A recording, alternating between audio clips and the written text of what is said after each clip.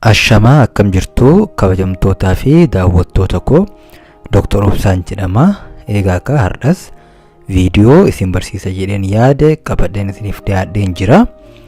Egaa akka sagantaa keenya kan har'aa irratti shamarri takka jaallee ishee hamma inni yaadee ol akkamitti gammachiisuu dandeessi kan jedhu kan ilaallu ta'a. Subscribe gochuun maatii naaf tahaa jecha akkasuma like gochuu hin dagatina. Yeroo hedduu sagantaa kiyya irratti waa'ee shamarran akkamitti gammachiisuu dandeessu, akkamitti fixachiisuu dandeessuu fi wantoota shamarran wajjin wal qabatan irra deddeebiin yeroo baay'ee isin barsiisa. Sababbiin isaas shamarran akka dhiiraatti dafanii hin fixatanii isaan fichisiisuu fi isaan gammachiisuun baay'ee rakkisaa fi barnoota kan barbaachisu waan ta'eef barnoota kana irra deddeebiin dhiirotaaf kennaa ture. Garuu har'ammoo shamarraniif sagantaa ni fayyada jedheen yaade qabadheen dhiyaadheen jira. Egaa akka yeroo baay'ee dhiironni wal qunnamtii saalaa irratti ni gammadu yookiin ni fixatu. Dhiirri tokko qaamni saalaa isaa dhaabbatu yoo danda'e akkasuma spermii jigsuu yoo danda'e dhiirri kun fixatee jira yookaan gammadee jira jechuu ni dandeenya. Garuu dhiirri tokko sirritti akkasi jaallatuu fi suusii isatti ta'uu yoo barbaadde akkasuma umrii isaa guutuu akkasi hin daganne jaalalli kee isa keessaa akka hin baane yoo feete wantoota ani asii gaditti isiniif ibsu tokko tokkoon dalagatti hiikuun barbaachisaadha. Irraa baradhaa na wajji tura. Inni dura yeroo wal qunnamtii saalaa gootan akka inni ifaa ibsee wal qunnamtii saalaa si wajji godhuuf hayyamuu fi qabda. Kana jechuun biyya keenyatti yeroo hedduu yeroo wal qunnamtii saalaa eegaltan ifaa dhaamsitu. Kuni dogongora. Maaliifi dhiironni yeroo wal qunnamtii saalaa godhan qaama jaallee isaa yookaan jaartii isaa laalaa bakka fedhe laalaa tuttuqaa wal qunnamtii saalaa godhuu fedha. Garuu shamarran biyya keenya waan kana hin hayyamanii. Rakkoo kana hiikuuf akka inni si jaalatuuf suusii itti ta'uu yoo barbaade garuu qaama kee akka ilaaluuf isaa hayyamuu qabda. Biyya keenyatti maaltu baratame bittiibsii jala seenanii yookaan ansoolaa uffata halkanii jala seenanii ifaallee dhaamsanii akkasitti wal qunnamtii saalaa godhama.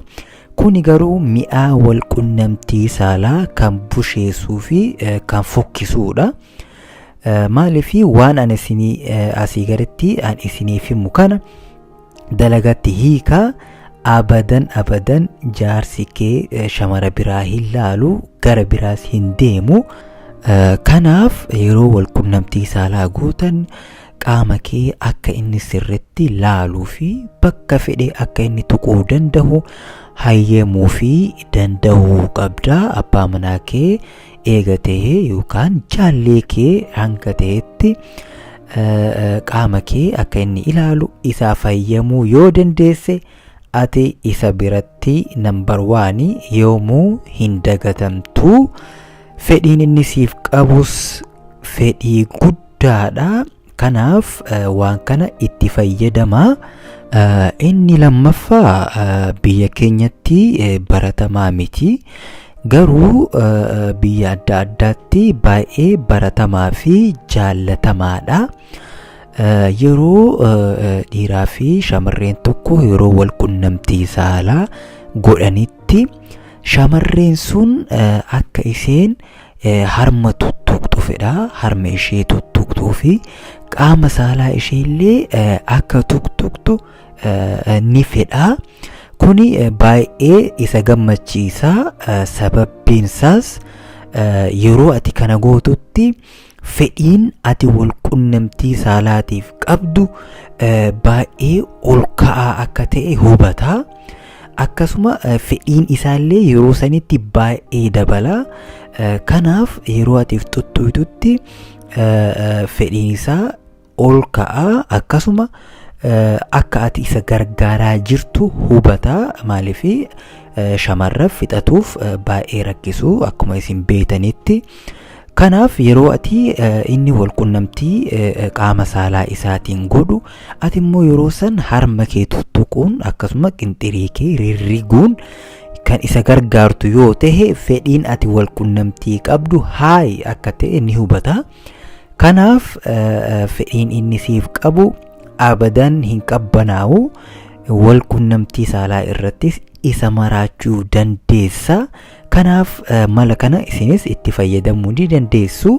Faayidaa malee miidhaa hin qabu. Gammachuu ajaa'ibaa irra isin geessa. Innis abadan akka isin daganne kan godhuudha. Inni sadaffaan sagalee baasuudha. Irra deddeebiin faayidaa sagalee baasuu yeroo hedduu isiniif himeen jira. Kana amma baay'ee keessa hin deemu. Garuu sagalee baasuun dhiirri tokko fedhiin inni siif qabu akka ol ka'uu fi akkasuma ofitti amantummaan isaa akka jajjabaatu akkasuma fedhii kee atis ibsachuu qabda.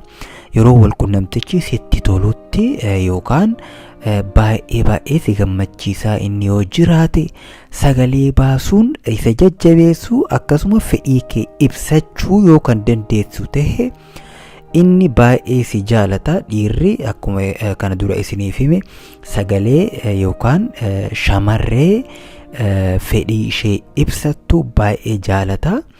Yeroo wal qunnamtii saalaa gootanitti immoo sagalee baasuun fedhii keessan ibsachuu ni dandeessu akkasuma gammachuu keessan ibsachuu ni dandeessu. Dhiirri kamuu jechuu ni dandeenya. Akkuma kana dura isiniif hime parsantii 100 jechuu ni dandeenya. Sagalee shamarree sagalee hin baafne hin jaalatu itti hin toltu. Fedhiin inni isheef qabullee wal qunnamtii saalaa irratti baay'ee dadhabaa fi dirqama yoo itti ta'e qofa kan ishee wajjin rafu ta'a. Kanaaf waan kana jijjiiruu fi environmentii wal qunnamtichaa jijjiiruun baay'ee barbaachisaa fi wal qunnamtii saalaa mi'aawaa ta'e gochuu ni dandeessu. Kanaaf waan kana yoo kan gootu ta'e dhiirri tokko jiruu isaa keessatti abadan si hin dagatu jechuudha. Inni afraffaan akka inni fedhutti isaaf kennuudha. Yoo kana jennu shamarreen takka eega dhiirri tokko wal qunnamtii saalaatiif qophii ta'ee akkasuma qaamni saalaa isaa eega dhaabbatee booda hin diddiini yookaan baay'ee rakkiftii baay'ee isa xaarsitii.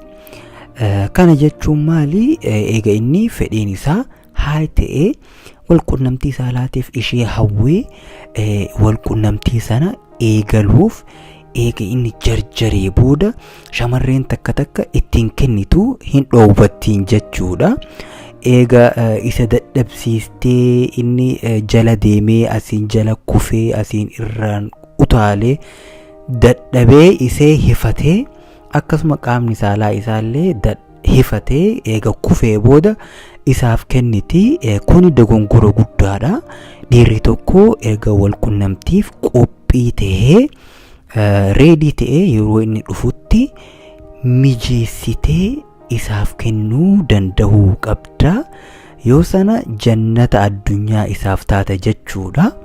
Kana jechuun akkuma reefu isiniin jedhe yeroo inni qophii ta'ee sitti dhufutti akka inni sitti dhufe saniin isa simachuudha. Yeroo inni fedhetti sa'aa inni fedhetti sa'aa inni qophii ta'etti wal qunnamtii sanaaf qophii ta'uudha. Atis akka inni fedhetti isaaf kennuu danda'uu qabda. Baay'ee isa hin xaarsinii, isa hin dadhabsiisinii. Hanga inni uffata yookaan paantii kee sirratti kukkutu hin eegin jechuudha. Afaan biraatiin hanga inni paantii fi qabdoo harmaa kee sirratti cicciree rifeensa kee sirratti butuchee akkasuma innis dafqa qofa tahee hanga inni dadhabuutti isan xaarsinii yoo kana kan gootu tahe si hifataa yeroo booda baay'ee isa jibbisiisaa deemta. Kuni shamarran hedduu biratti baratamaadha. Garuu kuni barumsa dhabuu fi beekumsa dhabuu irraa kan dhufuudha. Anas akka namni tokko naa himetti jaallee isaa wajji yookaan haadha manaa guyyaa aruusaa yookaan guyyaa cidha isaanii wal fuudhanii gara manaatti seenanii yeroo inni gara manaa seenutti wal qunnamtiidhaaf innis qophii tahee yeroo isheen yaamutti hin diddiini itti siqee dhungatuuf yaala. Yeroo sanis hin kabalti. Akkasuma ammas utaalee harma ishee tuquuf deema. Yeroo san utaaltee isheenis bahuudhaaf utaalti. Kuni maali baay'ee isa xaarsuu fi isa hifachiisuu danda'a. Akka inni naan jedhetti namni tokko akkanaa himetti baay'ee na hifachiistee hamma dhiisee bahuu gahutti na goote. Akkasuma baay'ee coccorteeni akkasuma kaballaan dhooytee utaaltee birciqqootti darbiti. Yeroo inni tuquufitti deemu isiin birciqqootti darbiti. Yeroo inni dhungatu isheen ni corti. Akkasitti hamilee inni wal qunnamtii saalaatiif qabu keessatti ajjeesuu dandeessa. Kana godhuun badii guddaadha. Maaliif yeroo kana gootutti dhiirri tokko ni rifata. Baay'ee rifata. Akkasuma mooraalin isaa baay'ee kufa. Akkuma inni qophii tahee jaalalaan si bira dhufetti atis qophii taatee itti dhaquun baay'ee barbaachisaadha. Yoo kana kan gootu tahe ati jiruu isaa keessatti filatamtuu fi jaalalaan si maraatuu danda'a. Dhiirri tokko garuu wantoota reefu isiniif hime kana abadan akka hin goone irraa uf eegaa jechuu barbaada. Inni shanaffaan wal dhungatuudha. Yeroo wal dhungatanitti sirritti fedhiidhaan wal dhungatuudha. Fedhii kee guutumaan guututti gara isaa gootee dhunguu mi'ooytuu fi isa gammachiisuu dandeessu isa dhungatuudha. Maaliif yeroo ati isa dhungataa waan biraa yaaddutti dhiirri gamna ta'e tokko sitti beekuuf baay'ee hin rakkatu. Kana malees fedhiin isaa fedhiin inni siif qabu baay'ee du'aa deema. Garuu fedhiidhaan kan isa dhungattu yoo ta'e jaalalaan dhunguu mi'ooytuu taate kan isa dhungattu yoo ta'e jaallee kee abadan si hin dagatu. Ati isa biratti filatamtuu fi jaalatamtuudha. Jaalalaan isa maraachuu dandeessa jechuudha. Inni jahaffaan guutumaan guututti qaama kee guutuu isaaf hayyamuudha. Bakka fedhe akka inni tuqu, bakka fedhe akka inni dhungatu, harma kee akkasuma bakka fedhe garaa kee, hidhii kee, qaama kee guutuu akka fedhetti akka tuttuqu isaaf hayyamuudha. Reefu akka fedhetti akka ilaalu isiniin jedhee ture. Tokkoffaa irratti ifaa ibsaa hin dagatinaa isiniin jedhee ture. Amma immoo ifaan sun eega ifee booda maal godhuu danda'a? Akka fedhetti qaama kee akka inni tuttuqu isaaf hayyamuu qabda. Bakka fedhe ilaalaa, bakka isatti tole akka tuttuquu fi akka dhungatu isaaf hayyamuu qabda. Kana kan gootu yoo ta'e ati filatamtuu fi nambar waani jiruu isaa keessatti abadan si dagatuu hin danda'u jechuudha. Kanaaf kanas itti fayyadamuu ni dandeessu. Inni biraa immoo haasawa wal qunnamtii saalaati. Haasawa isa kakaasuu danda'an haasa'uudha. Yeroo ati akka inni sitti tolu qaamni saalaa isaa akka jaalattu akkasuma akka yeroo wal qunnamtii si wajji godhuun akka inni si gammachiisu yeroo hundaa wal qunnamtii si wajji godhuuf akka ati hawwitu itti himuudha. Yoo kan kana gootu ta'e fedhiin inni siif qabu baay'ee dabalaa deema. Hawwiin inni siif qabu dabalaa deema. Kanaaf waan akkana haasa'uun jaallee yookaan abbaa manaa kee wajjin haasawa kana haasa'uun isa kakaasuu fi abadan gurra isaa keessaa, ija isaa keessaa, onnee isaa keessaa akka inni hin baasne jiruu isaa guutuu si yaada, si jaalataa akka inni jiraatu godhuu ni dandeessa. Irraa fayyadamaa jecha. Egaa sagantaa keenya kanarraa asirratti xumurree jira. Sagantaa keenya kan itti aanutti hanga wal agarrutti barnoota gaarii akka irraa fudhattan abdii qaba. Yeroo itti aanutti hanga wal arginutti subscribe gochuun maatii naaf ta'a, akkasuma like gochuun hamilee naaf ta'a jecha. Gaaffii kamuu yoo kan qabaattan ta'e comment irra naaf kaa'uu dandeessu. Gaaffii keessaniif deebii gahaa kan isiniif kennu ta'a. Fayyaa argadhaa, fayyaan nabinaa.